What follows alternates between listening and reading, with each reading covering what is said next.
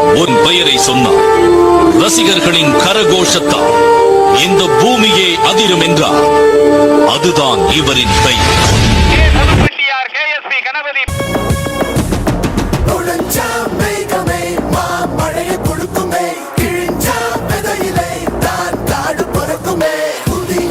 எதிரியை பார் என்ன எதிர்க்கவே பழைய எதிரிகள் என் ரசிக படையிலே இது தளபதி பேரு கேட்ட விசிலடி.